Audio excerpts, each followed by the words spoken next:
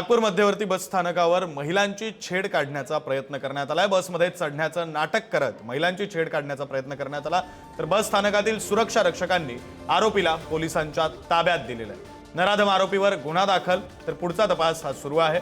आरोपीवर सार्वजनिक ठिकाणी गैरवर्तन केल्याप्रकरणी कारवाई केली जाते।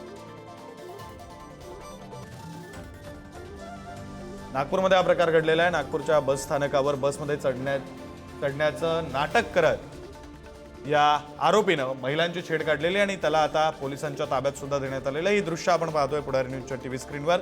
तो आरोपी बसमध्ये चढण्याचं नाटक करतोय त्यावेळची ही दृश्य। बसमध्ये चढण्याचं नाटक करत त्यानं महिलांची छेड काढलेली आहे आणि या प्रकरणी त्याला आता पोलिसांच्या ताब्यात देण्यात आलेलं आहे। डेपोच्या सुरक्षा रक्षकांनी त्याला पोलिसांच्या ताब्यात दिलेलं आहे।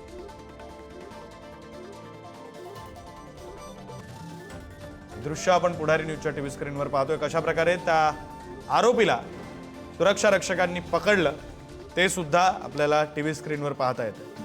बसमध्ये चढण्याचा हा आरोपी नाटक करत होता। नागपूरच्या एसटी स्थानकावर हा सगळा प्रकार घडलेला आहे।